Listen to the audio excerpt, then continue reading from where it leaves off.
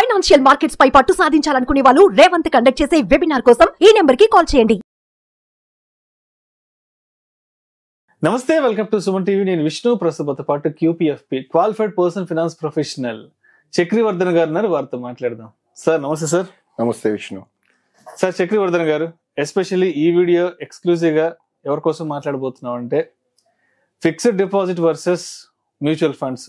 So ఏది better investment, దేంట్లో investment చేయాలి, దేంట్లో తీసుకుని డబ్బులు పెట్టాలి అన్న డైలమాలు ఎవరైతే ఉంటారో సో వాళ్ళ కోసంగా ఎక్స్క్లూజివ్ గా మనం ఇప్పుడు ఈ టాపిక్ గురించి మాట్లాడబోతున్నాం. So FD versus mutual funds. FDలో ఉన్న లాభ నష్టాలు ఏంటి, మ్యూచువల్ ఫండ్స్ లో ఉన్న లాభ నష్టాలు ఏంటి, FD అనేది ఏ కేటగిరీ ఆఫ్ పీపుల్ కి సూట్ అవుతుంది, మ్యూచువల్ ఫండ్స్ అనేది ఏ కేటగిరీ ఆఫ్ పీపుల్ కి సూట్ అవుతుంది అంటారు? అసలు ఇది కరెక్ట్ క్వశ్చన్ అండి. FDs అంటే ఒకప్పుడు మనకి సేవింగ్ ఆప్షన్ అంటే FDసే. అంటే మన ఫాదర్స్, గ్రాండ్ ఫాదర్స్, వీళ్ళ జనరేషన్ అంతా కూడా అప్పట్లో సేవింగ్స్ ఏదైనా చేయాలంటే FDs. అంటే వాళ్ళ పిల్లలకి ఎవరైనా కిడ్స్ ఎవరైనా వాళ్ళు ఏదైనా బర్త్ మీ పాపల పేరు మీద, బాబు పేరు మీద 2 లక్షలు FD చేశానురా, మీకు శాలరీ వస్తుంది కదా, మంచిగా నువ్వు FD చేసుకో, ఇది తప్పితే వేరే ఆప్షన్ ఉండేది కాదు. FD రాంగ్ ఏం కాదు, కాకపోతే మీరు మీ మనీతో ఏం చేయాలనుకుంటున్నారు దాని మీద అసలు FD కరెక్టా, మ్యూచువల్ ఫండ్ కరెక్టా అనేది డిపెండ్ అయి ఉంటుంది.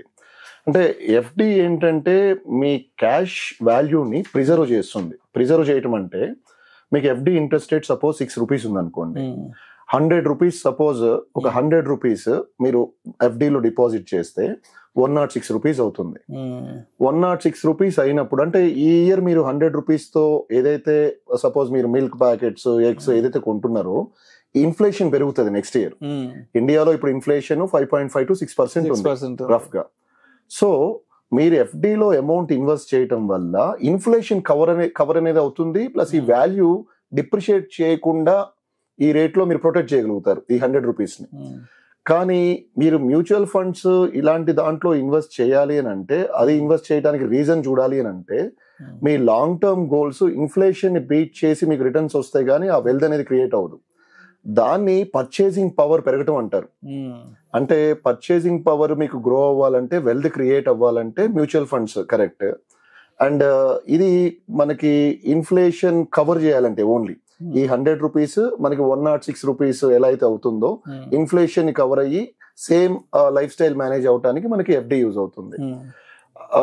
దీంట్లో ఏంటంటే ఇది డిపెండ్స్ ఆన్, అగైన్ నేను ఇందాక చెప్పినట్టు, మీరు మీ మనీతో ఏం చేయాలనుకుంటున్నారు. సపోజ్ FD ఎక్కడ కరెక్ట్ అంటే, మీకు షార్ట్ టర్మ్ లో మీరు ఏదైనా ఒక కార్ ఏదో కొనాలని ప్లాన్ చేస్తున్నారు, లేదా ఒక వెకేషన్ వెళ్ళాలని ప్లాన్ చేస్తున్నారు.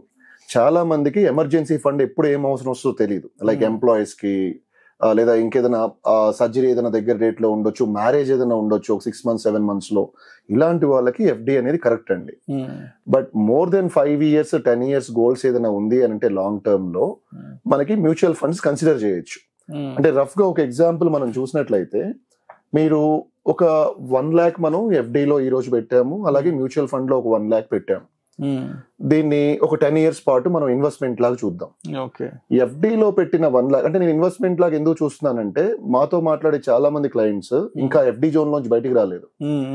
70-80% FDలో ఉన్న వాళ్ళు 20% 30% మ్యూచువల్ ఫండ్స్ టెస్ట్ చేస్తున్న వాళ్ళు కూడా ఉన్నారు. సో ఇంకా చాలా మంది ఇంకా ట్రెడిషనల్ ఇన్వెస్ట్మెంట్స్ లోనే ఉన్నారు. ఎస్ అంటే వాళ్ళకి ఒకటి ఈ రిస్క్ అనేది కానీ, ఈ మ్యూచువల్ ఫండ్స్ మార్కెట్స్ కానీ అవగాహన లేక, ఆ రిస్క్ వద్దు, నాకు ఏదైతే నాకు ఉన్నది సరిపోద్ది, సేఫ్టీ ఈజ్ ఇంపార్టెంట్ అన్న కన్సర్న్ తో ఉన్నారు. అయితే నేను ఈ 10 years పీరియడ్ లో మనం ఈ 1 lakh ని FDలో 1 lakh ని మ్యూచువల్ ఫండ్స్ లో పెడితే ఏమవుతుంది, ఫస్ట్ ఇయర్ మీరు చూసినట్లయితే ఈ 1 lakh 1,06,000 అవుతుంది. ఇక్కడ మ్యూచువల్ ఫండ్స్ లో 1,12,000 అవుతుంది, అస్యూమింగ్ 12% రిటర్న్. తక్కువ 12 అస్యూమ్ చేద్దాం యాజ్ పర్ ద డిస్క్లైమర్. అంటే ఈ పాస్ట్ రిటర్న్స్ గ్యారంటీ కాదు, మనం 10 years 20 years పీరియడ్ తీసుకుంటే వర్స్ట్ కేసు అస్యూమ్ చేస్తే ఒక 12%. ఫస్ట్ ఇయర్ మ్యూచువల్ ఫండ్స్ లో 1,12,000 ఉంది. సెకండ్ ఇయర్ ఇక్కడ మీకు మన FDలో మనకి 1,12,360 అవుతుంది. ఈ 360 ఎక్కడి నుంచి వచ్చిందంటే, ఫస్ట్ ఇయర్ లో 1,06,000 ఉంది కదా, ఆ 6,000 మీద కూడా మీకు 6% ఇంట్రెస్ట్ వస్తుంది కాబట్టి ఇంట్రెస్ట్ మీద ఇంట్రెస్ట్ 1,12,360 వచ్చింది. నేను ఈ 360 ఎందుకు హైలైట్ చేస్తున్నానంటే కాంపౌండింగ్ ఎఫెక్ట్ అనేది మ్యూచువల్ ఫండ్స్ లో చాలా బాగా వర్క్ అవుతుంది. మనం అది మిస్ అవ్వద్దు. అది లాంగ్ టర్మ్ లో ఇంకా అంటే 2-3% వేరియేషన్ లోనే మనకు చాలా మ్యాజిక్స్ అవుతాయి ఇన్వెస్ట్మెంట్స్ లో. అంటే ఇక్కడ సెకండ్ ఇయర్ లో మ్యూచువల్ ఫండ్ లో 1,25,440 వచ్చింది 12% లో. ఈ సిరీస్ లో చూస్తే మ్యూచువల్ మనకి ఫిక్స్డ్ డిపాజిట్స్ 10 years అయ్యే వరకు దానికి 10 years 1 lakh ఇన్వెస్ట్ చేసిన అమౌంట్ 1,79,000 రూపీస్ అయింది, విచ్ ఇస్ 1.7 times అయింది 10 years లో. ఇక్కడ మ్యూచువల్ ఫండ్స్ మనకి సేమ్ 10 years లో 3,10,000 అయింది, అంటే 3.1x 3 times అయింది 10 years లో. దీనికి రూల్ 72 ఉందండి, అందరూ అన్ని ప్రోగ్రామ్స్ లో చెప్తారు, మళ్ళీ ఒకసారి నేను రియేటెడ్ చేస్తాను. అంటే మీకు మీ మనీ ఎన్ని రోజుల్లో డబుల్ అవుతుంది, ఎన్ని ఇయర్స్ లో డబుల్ అవుతుంది అని తెలుసుకోవాలంటే మీ 72 divided by me interest rate, మీరు ఎంతైతే ఇంట్రెస్ట్ ఎర్న్ చేస్తున్నారో అది క్యాలిక్యులేట్ చేసుకోవాలి. ఇప్పుడు ఎఫ్డీలో మనం 6% అనుకున్నాం, ఇక్కడ మనకి ఎన్ని ఇయర్స్ లో డబుల్ అవుతుందో చూడాలంటే 72 divided by 6%, which is 12 years పడుతుంది 2 times అవ్వాలంటే. మ్యూచువల్ ఫండ్స్ మనం అజ్యూమ్ చేస్తున్నాము 12% అని. ఇక్కడ మనకి సేమ్ 72 డివైడెడ్ బై 12 పెడితే 6 years లోనే డబుల్ అవుతుంది. సో ఈ కాంపౌండింగ్ మనం మిస్ అవ్వకూడదు, ఎందుకంటే రోజుకు ఒక 50 పైసా ఎవ్రీడే డబుల్ అవుతూ ఉంటే డబులింగ్ ఎఫెక్ట్ అంటారు దీన్ని. 30 days లోనే 1 month లోనే మనకి ఇది 1,000 crores అవుతుంది. సో అంటే కాంపౌండింగ్ చాలా పవర్ఫుల్. అండ్ దీంట్లో మనం అస్సలు ఇగ్నోర్ చేయకుండా చూడాల్సింది ఏంటంటే ఒకటి, అంటే దీన్ని మీరు ఈ నెంబర్స్ ని సేమ్ చార్ట్ కూడా ఉంది ఇక్కడ, ఒక చార్ట్ చూడండి, దాన్ని బట్టి మీకు తెలిసిపోతుంది కాంపౌండింగ్ ఎఫెక్ట్ లో లాంగ్ టర్మ్ లో మనకి రిటర్న్స్ ఏ విధంగా పెరుగుతున్నాయని.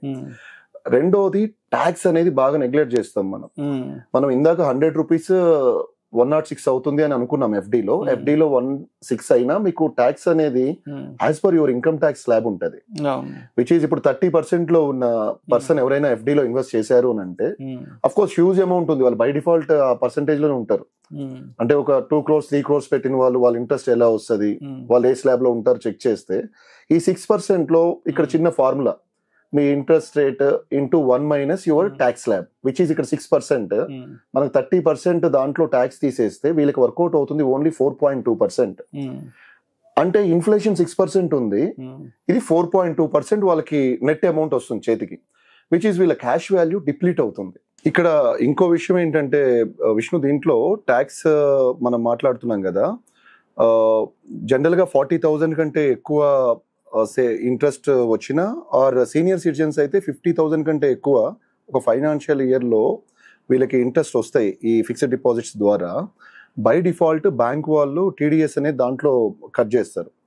సో అంటే వీళ్ళకి ఈ క్యాష్ ఫ్లోస్, జనరల్ గా ఎఫ్టీస్ పెట్టుకునేదే మనకు గ్యారెంటెడ్ క్యాష్ ఫ్లోస్ ఉండాలని, ఈవెన్ వీళ్ళు ఈ టీడీఎస్ కట్ చేసినప్పుడు వాళ్ళకి క్యాష్ ఫ్లోస్ కూడా డిస్టర్బ్ అవుతాయి.